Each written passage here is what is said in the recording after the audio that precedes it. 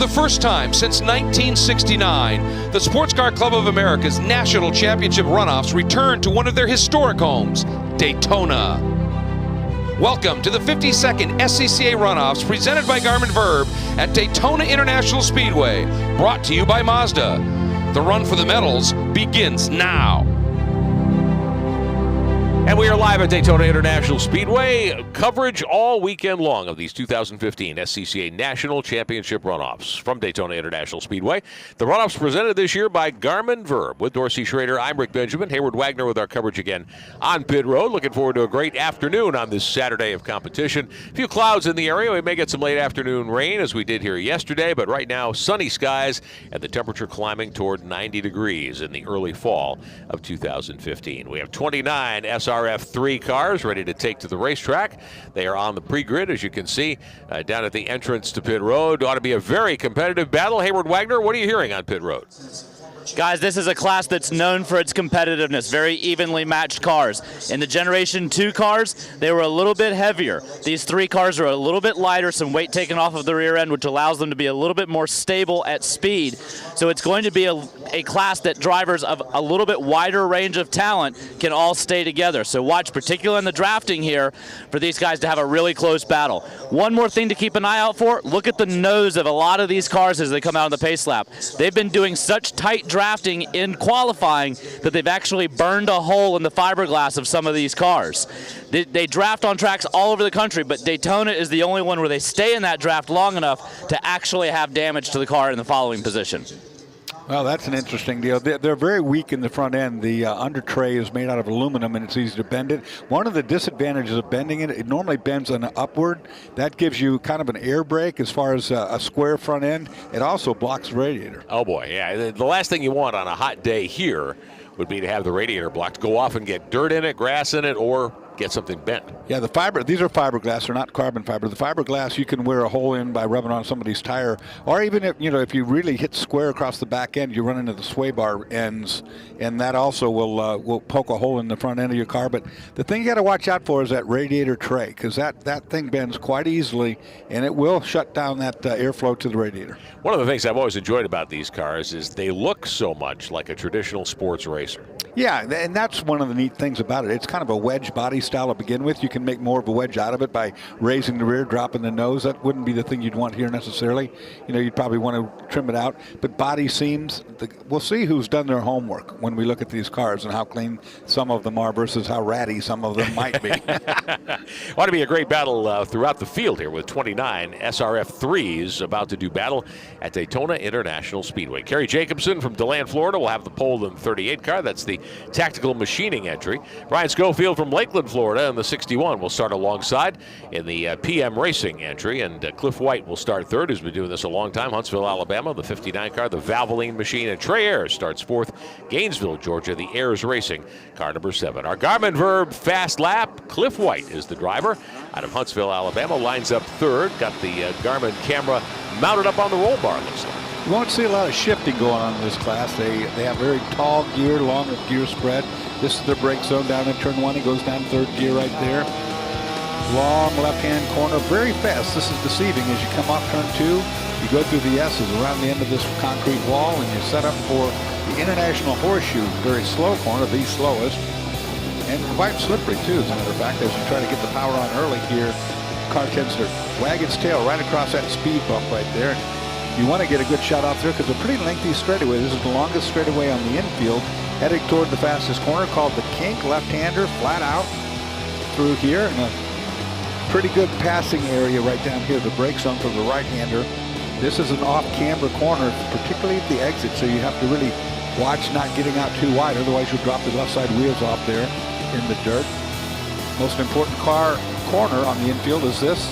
It is the corner leading onto the banking, so you need a good exit shot, especially these cars. They scrub speed. Now this is Gen 3, so they've got more power now than we've ever seen before. It won't be quite as bad as the original version.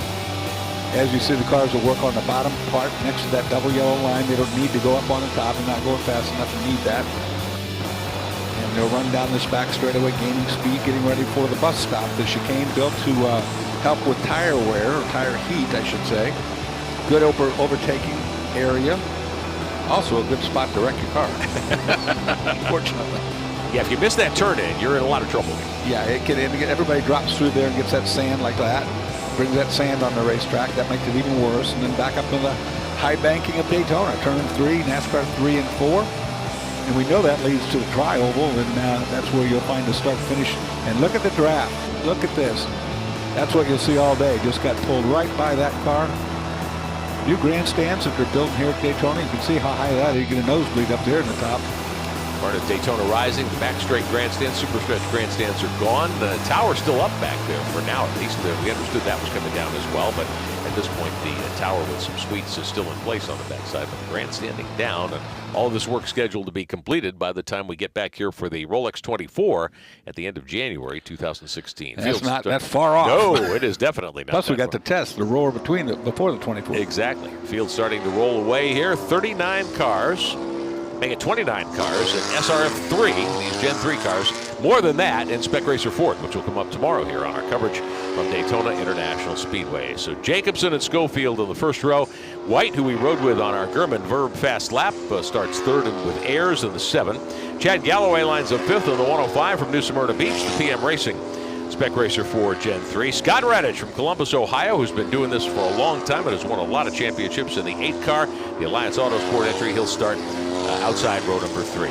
James Goffrey Jr. from Jupiter, Florida, another veteran of SCCA national competition in the 68.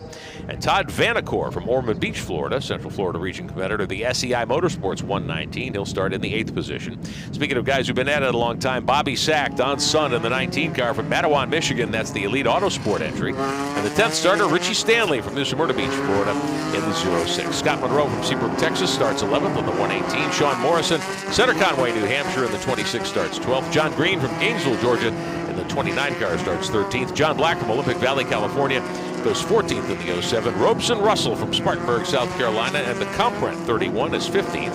Thomas Anspach from Jupiter, Florida, the 04, the Anspach Ideas entry, 18th. Make it 16th, I should say. 17th starter, the 00, Jean-Luc Liverato from Milton, Georgia. That's the expanded tech car. James Reagan in the 0 from Longmeadow, Massachusetts, will start in the 18th spot. 19th starter, Dudley Fleck from Cedar Rapids, Iowa, the Elite Autosport 74. Lee Hill from Brandon, Florida, in the 72. The PM Racing entry will start 20th. Michael Green from Gainesville, Georgia, in the 88 car starts 21st. Chuck Newman from LaGrange, Georgia, in the 90 lines up 22nd. Matthew Gray from Chaska, Minnesota, in the 64 starts 23rd. The Ryan Company's machine. James Marinagel from McHenry, Illinois, in the 05 starts 24th. Bob Gardner from Sunnyvale, California. Charlie Pigeon from Abilene, Texas. Peter Janoskis from Lisle, Illinois. Ken Walters from Durham, North Carolina. And Tim Gray from Eden Prairie, Minnesota, rounding out your 29-car field in SRF3. Interesting note, Dudley Fleck from Iowa, who is in the middle of this pack. If you're an oval track fan, you might recognize the name. Dirt Track Late Model Drive. A lot of guys that have run in this series for years here, a bunch of names that I recognize as well from even back when I did it.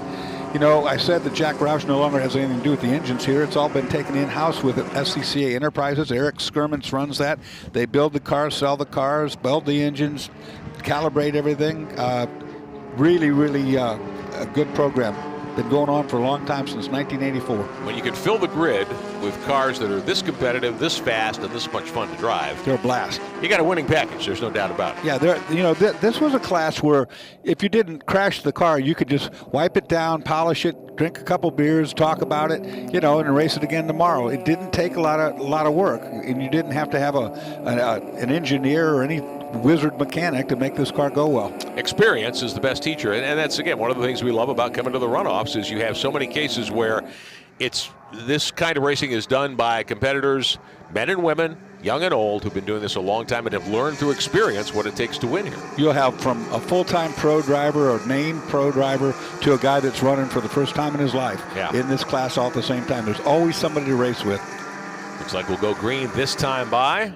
Gary Jacobson in that black 38 car is your pole sitter. On the outside, Brian Schofield in the 61 from Lakeland, Florida. Cliff White starts third, that purple 59. We had our fast lap with Cliff a moment ago, and Trey Ayers from Gainesville, Georgia, in the 7. On the outside of row number 2, that blue and yellow, almost Sunoco colored machine. Kind of reminds you of the old Can-Am days a little bit. One of the things I love about these cars, they just evoke that memory when you see a sports racer like They're good-looking cars. This is going to be a drafting exercise, no doubt. I mean, we're going to see bump drafting, push drafting, and you're going to have to stay tight with some. You're going to have a friend to win this race. 50 miles is our distance. We'll go 14 laps, barring any unforeseen difficulties here in Spec Racer 4 Gen 3. Safety car heads to pit road looking for a green flag as the field enters the tri-oval here at the World Center of Racing. Green is in the air, and here we go.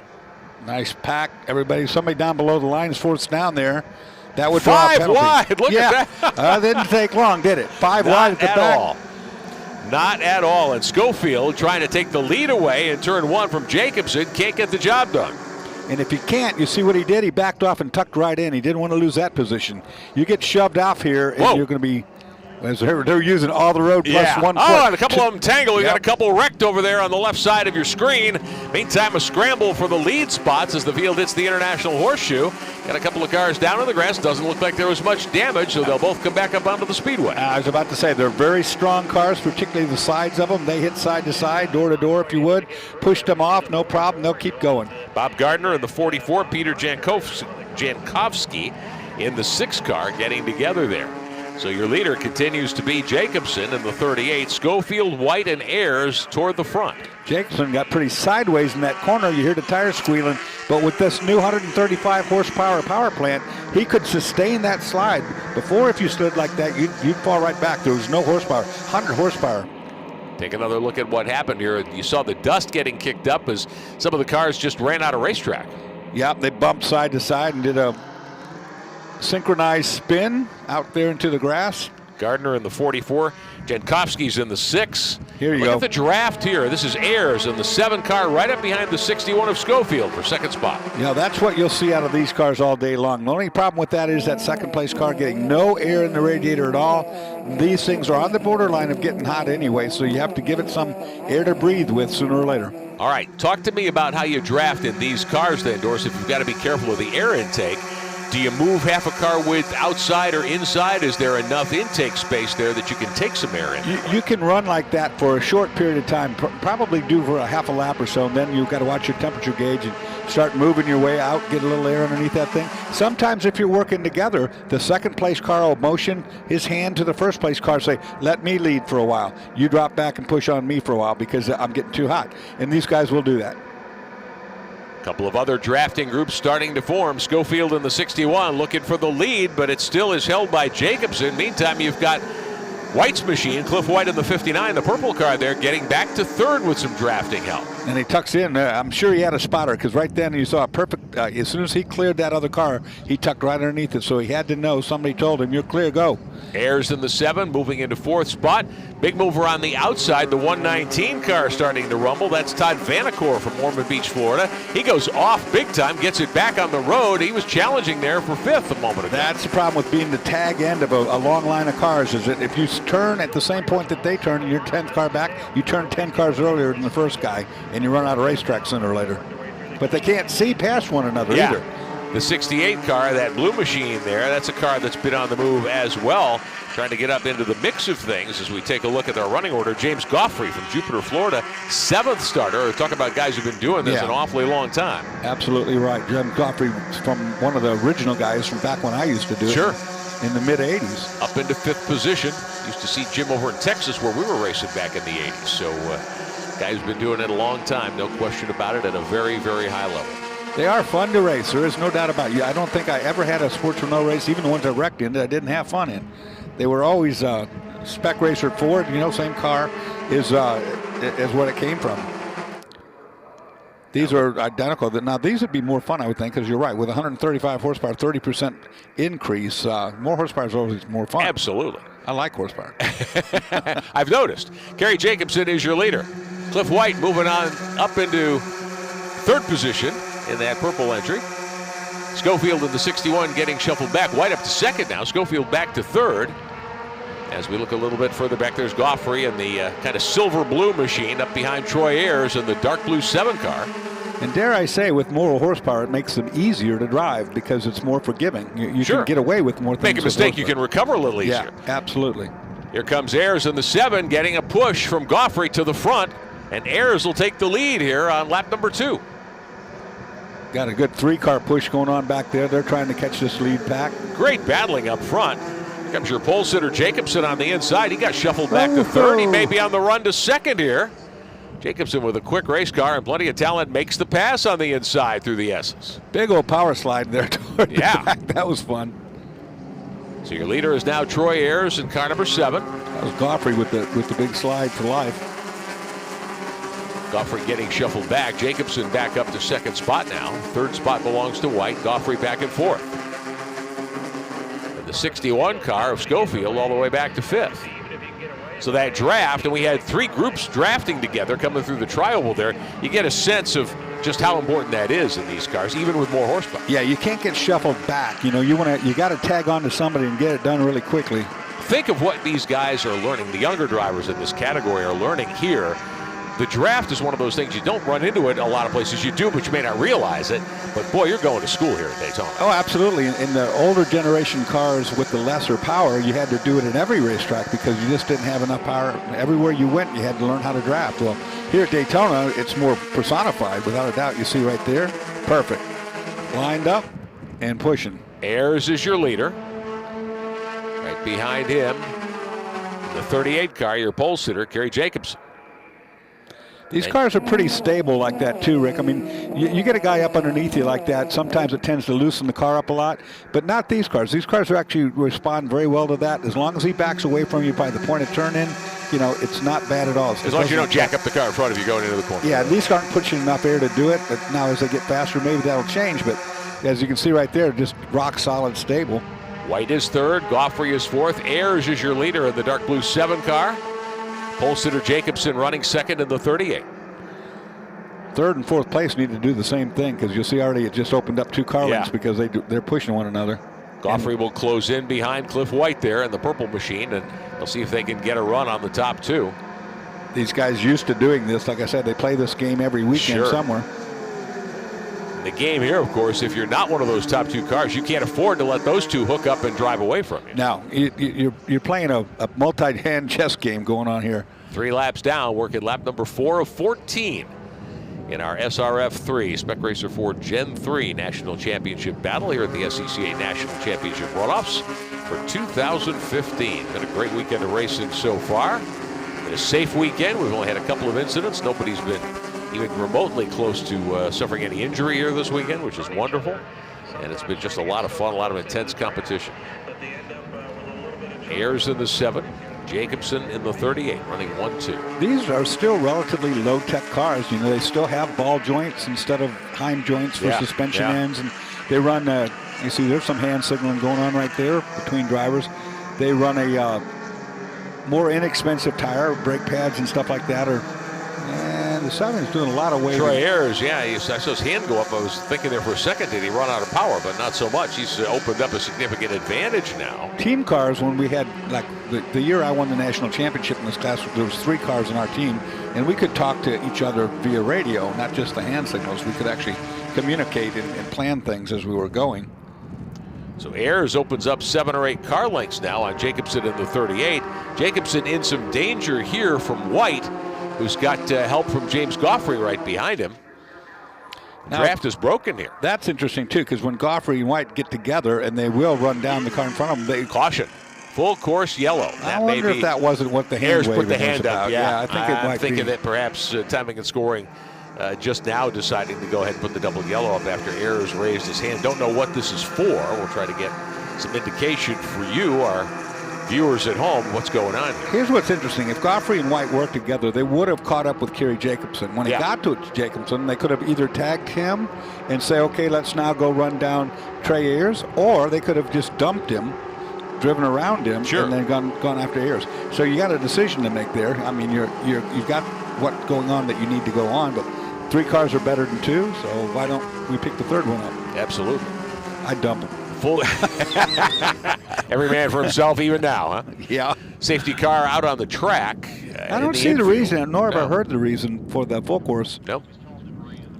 We're hearing there's debris on the front straightaway, so that would be your reason, and that would be why Ayers, no doubt, threw his hand up when he was coming back up onto the racetrack. It's not uncommon. These guys knock the corners off these cars.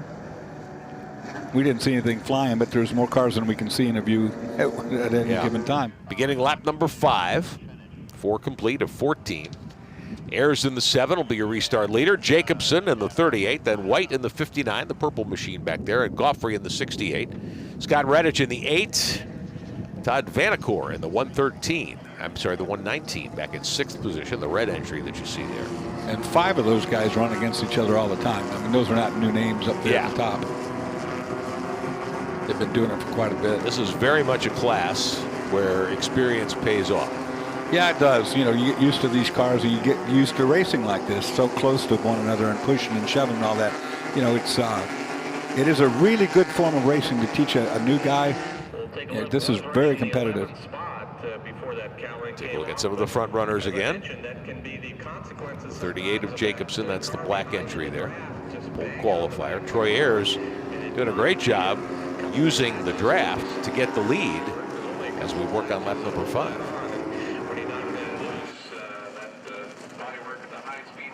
So the field under caution, bunching back up for a restart as the debris on the front stretch being taken care of. Spec Racer 4 Gen 3 coming to you from Daytona International Speedway. Our coverage of these 52nd annual SCCA National Championship runoffs. It's been a great weekend for us so far. Hope you've enjoyed the coverage. We're certainly enjoying being here together again and bringing it to you. Our pals Greg Creamer, Jeff Lepper will step in after this event is complete. We'll come back for the final 2 this afternoon. Dorsey and I will to wrap up our Saturday's worth of coverage here from Daytona International Speedway. While we're under caution, let's step away for a moment. We'll come right back with more of Spec Racer 4 Gen 3 at Daytona. The 2015 SCCA National Championship Runoffs presented by Garmin Verb is being brought to you by Mazda. Mazda, driving matters. 16 wide eyes. Driver's license took 2 tries. Bought a Roadster secondhand. Playing parties with the band. Loaded up, off to state. Hijinks, tailgates, starter, midsize, family cruising. Now in the garage, something new reminds you of when you were you. It's time to face facts. You're a gearhead. You wish the freeway on-ramp was your personal racetrack. Well, buckle up, buddy, because the Sports Car Club of America wants you. With 40,000 members and events across the country, the SCCA has all the excitement you can handle. Dance the blacktop two-step with SCCA Solo. Get down and dirty with SCCA Rallycross. Or go wheel-to-wheel with SCCA Club Racing. Hit the track with the SCCA, where America's best drivers race. Coming to the stripe to complete lap number 5. We expect a restart this time by here at Daytona International Speedway. You're watching Spec Racer 4 Gen 3, the SCCA National Championship runoffs for 2015 at Daytona International Speedway. Early in the going, Trey Ayers in the 7 car out of Gainesville, Georgia. Will be the restart leader. Kerry Jacobson from DeLand, Florida lines up second in the 38. Then you've got Cliff White out of Huntsville, Alabama in the 59. And Jim Goffrey Jr. from Jupiter, Florida in the 68 car. Scott Redditch Columbus, Ohio, car number 8 starts in the 5th position as we put 5 laps on the board. 9 to go as the field comes to the tri-oval here at Daytona. And they go 3 wide, about 4 car lengths back. Briefly 3 wide, then they think better of that, get down to 2 wide heading into turn 1. Well, like you were saying before, on the restarts, one of the areas where you can take advantage of making some moves before things get settled back into pecking order. Ayers is still your leader. Jacobson still second. White third. This is a little more tame than the initial start of the race. Somebody's lost their rear body work. That's probably what was out there on the straightaway we didn't see was the rear body off that car. All right, at a place like Daytona, you don't have any rear fenders, any rear body work. That doesn't clean up your airflow very much. Now, it's probably going to hurt him. It's okay that he's in the draft like he is right now. He's up underneath somebody. As long as he stays there, I don't think that's going to bother him. It might be a little looser at the back end without that little added spoiler beam back there at the rear of the bodywork. You never know. When they announced this class, you know, they pre-sold 370 of these. They're not even all built yet. Unbelievable. And you told me that they're back-ordered for like a year? They're a year behind on build. Ayers in the 7, Jacobson in the 38, White in the 59. Still the top 3 up onto the banking gear in turns 1 and 2 of the Daytona Oval. And a draft up front once again. Jacobson locks in on the rear deck lid of Ayers' machine. See, and they did it right away. They hooked up right away. Now second place has got it going too, or third place. Ayers in the 7, Jacobson in the 38. White and Goffrey have hooked up behind him again. And you've got another pair. Next in line should be Redditch and Todd Vanacore. 5th and 6th are bump drafting. All right, so the draft is key here at Daytona so far. Hayward, what are you hearing on pit road? I was just speaking with the crew chief for the Kerry Jacobson's car. I asked him if he and Ayers had planned to work together. They said yes, that is their plan. They had radio communication in qualifying, but not in the race. I asked him when they formed the plan. He said May. Wow, that's thinking ahead. That's how we did early, it. 4 months early. That's exactly how we did it with our 3-car team. We already had decided how that was going to play out going down to Road Atlanta, and we won 1, 2, 3. So look now in second place there. Cliff White and on Goffrey. the charge. Goffrey helping him there. Oh, no. Top 2 split apart. Jacobson says, okay, that's enough, heading down into turn 1. Every man for himself here, and it may be a switch between the top 2. Jacobson tried to get the lead away from Ayers, and he'll do so. So Ayers may be taking his turn as the pusher now. And it's imperative on the long straightaways that you get hooked up early. You see, it took White and Goffrey a while to get it done, but once they did, they got the speed they needed to come right alongside and by in some cases. Brian Schofield up to 5th now. He's picked up 2 spots. Schofield was strong earlier in the 61 car. And that's trouble. Schofield is really fast. He's really good at drafting, too. So he's rebounded. Varnicore in the 119 right behind him. We'll see if those two can work together. So Jacobson takes over from Ayers, and one would assume those two would continue to be drafting partners here until the final. This ought to set things up, so on the last half lap, it ought to be quite the jailbreak for the checkered That's flag. usually what happens. Yeah, it goes. These top 4, I want to see if they hook up and they run together or if they're going to completely separate each other and play as 2 teams. Varnicore in the 119, right up behind Schofield there in the 61, 5th and 6th. And he's getting up in there now. He's wedged in. That's good. He's hooked up. Scott Redditch is 7th in the 8-car, and honestly, based on Redditch's resume and all the wins we've seen him pile up over the years, I'm surprised he's not a little closer to the front right now. Yeah, that is surprising too. These guys up front playing hardball right now. Trey Ayers is your leader in the 7-car. And somebody dropping wheels down through the bus stop, which happens quite frequently. Yeah, these cars, even though they're only 135 horsepower with spec engines, sealed engines, clearly they make enough power that those you do use up all the road and then some. Oh, absolutely. That's the whole game here. With a spec car, you use every inch of anything you can get, and if you can cheat a little bit, go with that too. You're not supposed to give that secret away. Come on now. If you don't, somebody else will. That's what they say. Top 4 pulling away. We've got some other drafting pairs a little deeper in the field now. This is back around 8th, 9th, 10th position. You need at least 2. We found back, of course, those were Gen 1 cars. We found that 3 cars were better than 2 if they all 3 could work together. The 105 and the 26, Scott Monroe in the 118, Galloway in the 105, they had paired up 7th and 8th. And you had 9th and 10th working together as well. A little further back here, you got the 00 car of Jean-Luc Liverato up behind the 04 of Thomas Ansbach. They're 13th and 14th. What's great about this class is no matter where your skill level lies, there's someone of equal talent to you out there somewhere to run with. You know, you might be having a battle like this. You know, all these guys running as hard as they can. They might be back in 10th or 11th. It doesn't make any difference. Scott Redditch back there. There's the 118 and the 105. Scott Monroe in the 118. Galloway in the 105. As they run 8th and 9th with Morrison in the 26th and 10th position. Well, they can definitely sustain a slide now. I just saw that in the past with the lower horsepower cars, if you got sideways, you had to get it scrubbed off right away. That time, it was the second or third time in the race I've seen someone do a power slide off of a corner. I'm a little surprised, Dorsey. We've talked about this off and on the first 2 days of coverage here at Daytona, that these cars aren't running down near the stripe. Yeah, I am too. I'm surprised that they've decided to go up higher up on the racetrack. I mean, you got to go where the guy in front goes because you got to draft him, but why they're not running a lower line, I'm not sure. White and Goffrey still third and fourth. Oh, car sideways. 5th place car of Schofield there, the 61, nearly got around. Well, they're going through that gravel down there, and that sand, I should say, and they're bringing that up, so the last guy in line gets the worst of that. Todd Vanacore in the 119, right up behind the 61 of Schofield. They are 5th and 6th, and Scott Redditch is back there in 7th spot. If Redditch can join that group, I think those three might have something for the leaders here. As we take a look a little further back, Galloway in the 105, there they go. in the 118. Now they got it hooked up. Redditch right back there in the 8 car, guy you always want to pay attention to, no matter what class he happens to be running in.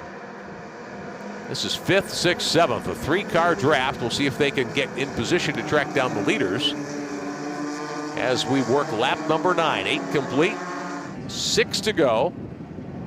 Beginning lap number 9, and there's that group. 5th, 6th, 7th linked together back there. Then you've got 8th, 9th, 10th, and 11th bunched up as well. Interest to watch this 3-car draft. If they keep it together like they're doing right now, that should be a really fast combination. You would certainly think so with Schofield. Vanacore, a guy I'm not too familiar with, but I know certainly Schofield and then Redditch, guys that have long resumes of success. Up front, meantime, Jacobson, having taken the lead away from Ayers a couple of laps ago, continues to be your leader. And now Cliff White at the 59 reeling in. You might have a 3-car breakaway up front here. Yeah, you get 5 or 6 cars together, and it's too many. That people make mistakes, and then the mistake gets more compounded as you go further back in the line of cars. You need to be really tidy to make this work. 3 cars can do it, but they have to be spot on to one another. Last lap, the top 3 running in the 210s. Then you had Goffrey at a 211.4. Schofield, Vanacore, and Redditch all running in the 211s. As we watch the 2 leaders, this is Jacobson with Trey Ayers in the 7 car, stuffed right up under the back deck lid of that 38 car. I'd like to be able to see that temperature gauge. I really would right now, just to see what kind of temperatures they're actually pushing. Cliff White, I thought, might get up there and make it a 3-car draft, but he's not been able to do that. That was good. They came through the chicane, and look, they're hooked up instantaneously. That was perfect. It didn't take them, 200 yards to get back together. It only took them that time 50 feet. And they're hooked. And watch, I bet you I think they'll break away from White pretty cleverly now, because that was a perfect run out of that bus stop. Hey, look, there's nobody behind them anymore. About to put lap number 9 on the board, a 14 here in Spec Racer 4 Gen 3 at Daytona International Speedway. We've had 1 car go behind the wall. And these guys were side by side, or were. Airs now. Look at here. To the inside. Well, I'll tell you what that is. That's overheating right there. That's exactly what happened, right? Splitting at the end of the tri-oval just to get some cool air. He pushed him the entire length of that back, turns 3 and 4 NASCAR into the tri-oval, and now he needs to get some cool air. So Cliff White has gotten passed here by Jim Goffrey Jr. in the 68. So now we'll see if White can close in with Goffrey from behind, and those two might be able to join together and get closer to the lead. That second place car can only stay back there so long, and then you have to, it's reciprocal. You have to let him go around and lead for a while so his car can cool down, and you can go back the other way again, further down the road a piece. Goffrey here, the 3rd place runner now in that 68 car. Cliff White in the 59, running 3rd and 4th in Spec Racer 4 Gen 3. And lap number 10. There'll be 4 to go, and the field comes around the tri-oval and hits the stripe one more time. White looks pretty strong. He's running a somewhat different line. You call it tidying the car up. I don't know that White's running a very tidy line around here right now. Yeah, I wonder how these cars go too with their tire wear and their tire situation. With the more horsepower, obviously they're going to do more damage to the tire as you run these cars sideways a bit more than you would of the other car. Now, you talked to me earlier, Dorsey, about how these cars are completely spec. I mean, that's the whole idea of Spec Racer Ford. Everything is out of the box. You use sealed motors, same tires, brakes, chassis, everything. Does it matter in this kind of racing who leads in a draft? Can you be faster if one car is out in front compared to the other? You can, and that's more setup related or aero drag related. But yeah, there's definitely times where you'll find out that one of the cars is better while it's leading than it is following. And that's something you only learn by moving around a little bit and finding out, sometimes your car, aero-wise, isn't a good car to be out front with. It's either got too much drag or maybe it creates push. It creates some understeer that. Well, look at this. The top two have continued to add to their lead. These two drafting beautifully together.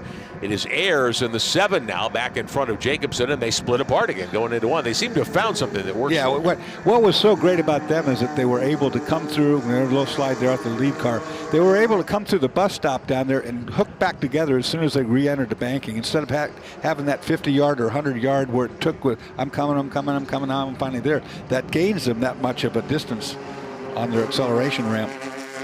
3 seconds the gap that time over the stripe and start-finish between Ayers and Jacobson, who have been hooked together most of the way, and Goffrey, who's third now at the 68, White fourth at the 59, another 10th back. They were working together up until a few moments ago, but White having a hard time staying with Goffrey to create a 2-car draft there.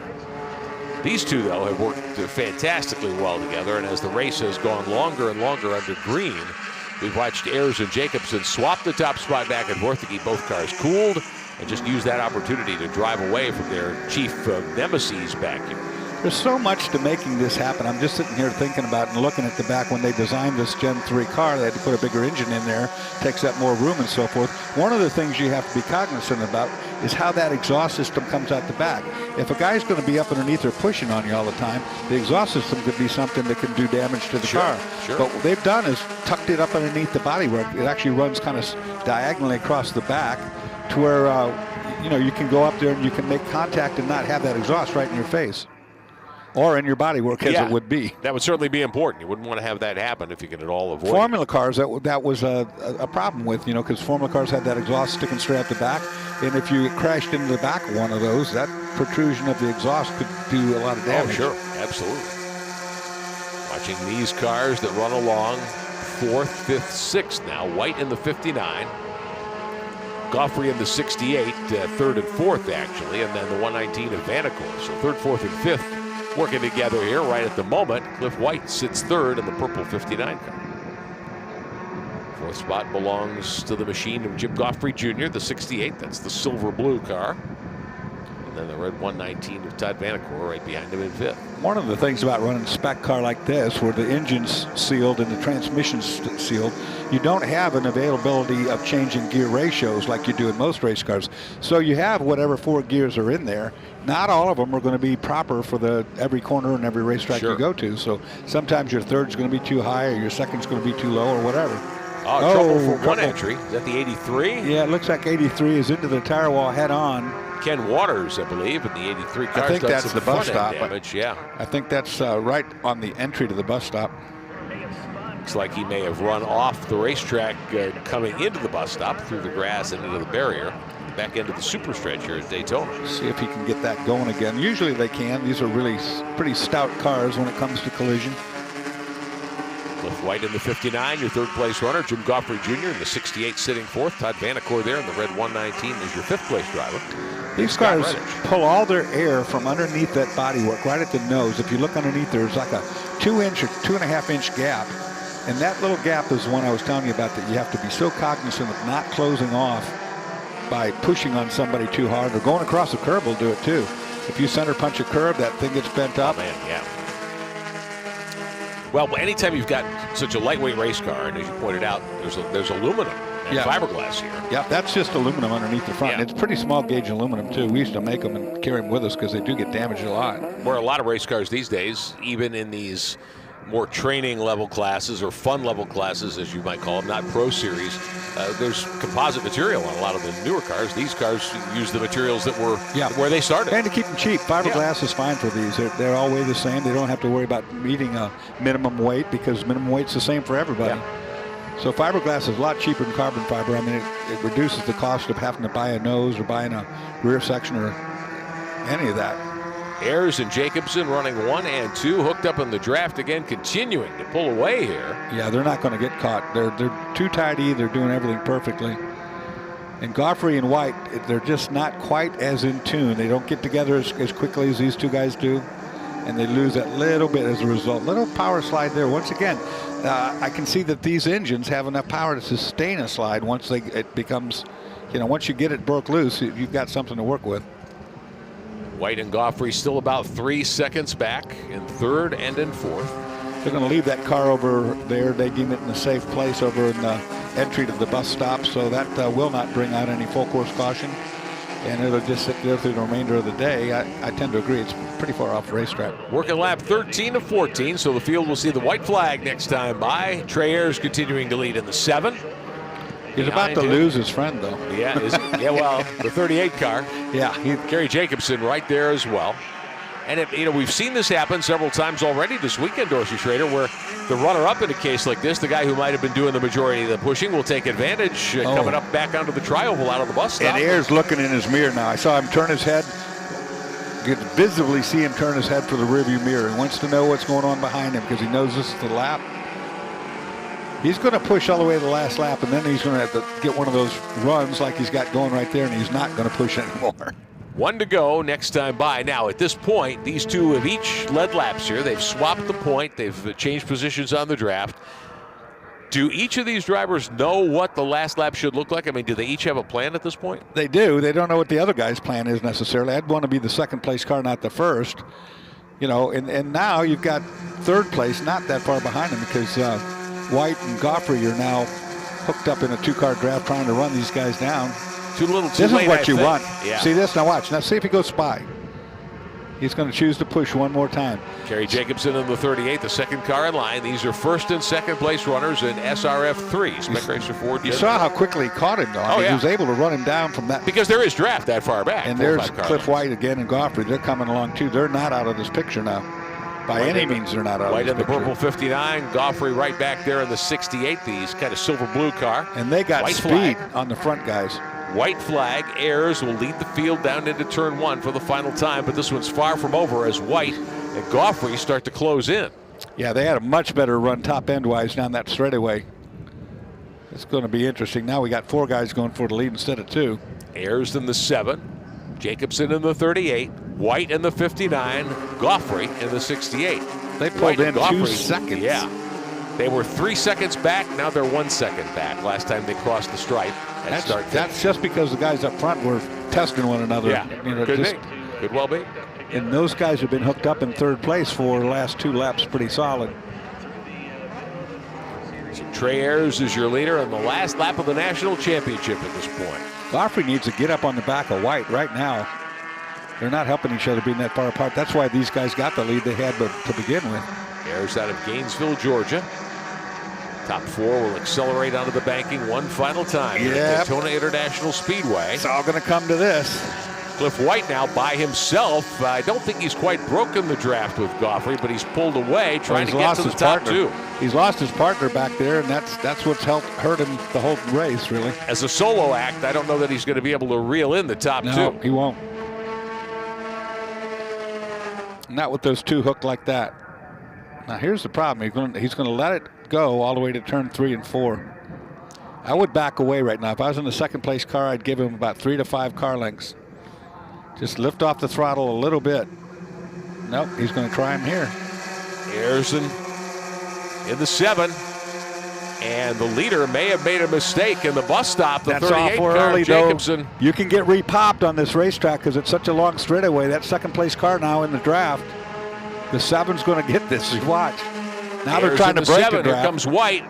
Watch Jacobson go high and low, trying to lose Ayers in the air here. Jacobson may have him covered as he mirror driving him. Ayers to the outside. Is that a block? Ayers to the bottom. Looks like Jacobson with the win by a nose. Half a nose. Jacobson crosses the line first. 0.05 seconds behind is Ayers in second. Cliff White, half a second back in third position. That was good stuff. Great battle at the finish. Trey Ayers in the 7. Gary Jacobson in the 38. And here it is again as they swapped the high and low lanes. Yeah, you're right. It did get him by more than I thought. Yeah. Camera angle, a little bit deceiving. Jacobson with the victory in SRF 3. Spec Racer 4 Gen 3. At these 2012 SCCA National Championship runoffs. A great battle to the conclusion. And, it's amazing. This whole runoffs down here at Daytona has been so clean of yellows. It's been, we had the 1 car down there in the bus stop. But when you got cars running that close, pushing on each other, shoving on each other, drafting like they do, my hats are off to these guys. They don't run here all the time. So to get here and to to dial into Daytona, that's a lot to be done. Yes, it is. No doubt about that. All right. So Kerry Jacobson claims national championship honors in that 38 car from DeLand, Florida. Home game for Jacobson, Central Florida region competitor in the Tactical Machining 38 car. Congrats to him. And your second place finisher, Trey Ayers, in the 7 car. Gainesville, Georgia, the Ayers Racing entry. Started 4th, ends up in 2nd position. Jim Goffrey Jr. in the 68 will get credit for 4th behind Cliff White, who rounds out the podium in that purple 59 car. As the top couple of entries cruise around Daytona on a cool-down lap. And the top 3 will get the opportunity to get their medals on pit road in a couple of moments. And Jacobson will take a victory lap in that 38 car. Well-deserved victory lap. Absolutely. Great racing. Tough competition. Fun to watch these Gen 3 Spec Racer Ford entries and notice the additional speed that they have because of the bigger motors that are available to competitors in this category. All right, more to come this afternoon. We've got more racing coming your way in just a couple of moments with F Production. Touring 1, Formula V. Dorsey and I will be back at 3:45 with Formula V, and we'll wrap the day up at 4:40 Eastern Time this afternoon with GT Lights. Looking forward to that quite a bit. So that's what's on the docket here in the next couple of hours on our continuing live coverage of the 2015 SCCA National Championship Runoffs presented by Garmin Ver. Jacobson leads the top finishers down pit road, and he'll come to the attention of Hayward Wagner and our group to hear from the drivers who figured prominently in the battle for honors here in Spec Racer Ford 3. Here comes your winner, Jacobson. 119 peeling off there. Todd Vanacore, who ran 5th. Top 5 finish against a 29-car field. Nothing to sneeze about here. No. That was a lot of fun, too, for these guys. So there's your national champion in the Tactical Machining 38 car, Kerry Jacobson. Local driver out of DeLand, Florida. There's Jim Goffrey in the 68, the Prism Motorsports entry. DeLand right down the street, some 15, 20 miles, something like that, depending on what end of town he's on. Jacobson with the gloves off. Getting the belts unhooked, getting the helmet off, unhooking the radio and the Hans device. You can stay there. You can stay there. Jim Goffrey coming over to shake hands with our champion. Hayward Wagner ready to talk to our winner. Kerry Jacobson, right down the side of the car, it says Tactical Machining. This was a very tactical race, was it not? It was a tactical race, and it was an absolute blast. I'm racing with a lot of my good friends out there, and I trust them a lot, and it makes it all the more fun to race with. And what a sweet victory. This is my home track. I live about 35 minutes from here, and I've raced here since I started driving race cars, and it just couldn't be sweeter. Obviously, you and Trey had a plan. We talked to your crew during the race. They said you guys were working together. When we got a couple of laps left in that final lap, you saw the purple car closing in on you guys. Were you worried that was going to ruin the plan for you? They started coming quite a bit quicker than I expected, and I think Trey and I both had cars that were running hot because of the bump drafting. And I honestly underestimated how fast they were coming, and then I started pushing Trey again and figured we'd make it a 2-car battle rather than a 4. Now, coming out of the bus stop, it looked like he had a little bobble. There was an exchange there and another exchange before the stripe. Were you afraid you'd gone too early? No, I figured I could hold on to it, but I, was holding my breath right there at the end. The last 2 or 3 laps, his car just started to nibble a little bit, just a little lack of grip. So I kind of logged that a little bit and figured if I got a really clean run out of the bus stop, it might be enough, and it was by just a little bit. Congratulations to you, national championship. You'll get to take a victory lap. We're going to find Trey Ayers. Trey and Cliff White talking. Trey, can we chat with you for just a moment? Silver medalist here in Spec Racer Ford 3rd generation. How much fun was that? Oh, that was incredible. Absolutely incredible. Got to thank my dad, my teammates, Cougar. We had a plan, and every once in a while a plan comes together. Now, this was a bit of a team effort. You guys agreed to work together on this, try to make a little gap on the field. When you came out of the bus stop on the last lap, was that your buddy or was that just the guy you were trying to beat? Oh, that was the guy you were trying to beat at that point. We didn't ever discuss what we were going to do there, and, it was close, but he got us. Now, I noticed coming through NASCAR 4, there was some bobbing and some weaving. Did you think you had enough? Did you know he had a roll? I thought I had a run, and I thought I had a chance. And another 20 feet, we might have. How hard was it not to put metal on metal there? Not that hard. Well, a great clean race for you guys. Congratulations on 2nd spot. Silver medal here at the Runoffs. Cliff, we talked on Thursday. Thursday, were we up on stage? We talked during the. You said that this was going to be a tough one. Would you get what you expected? Yeah, it ended up being about a 4-car battle, but Ryan and Trey and Cougar were just hooked up all the way to, from the exit of the bus stop into turn 1, from the exit of 6, all the way to the bus stop. I mean, they were a formidable pair. I thought I had something for them. Coming here at the line, but I lost my draft partner, Jim Godfrey. It looked like you had a little bit better exit out of 6 than Godfrey. You put a little gap on him there, and that cost you the rest of the way around because you didn't have somebody to push with. Do you think you could have caught these guys if he was getting off that corner as well as you were? I don't know. I was relying on my spotter up in the stands who gave me a go.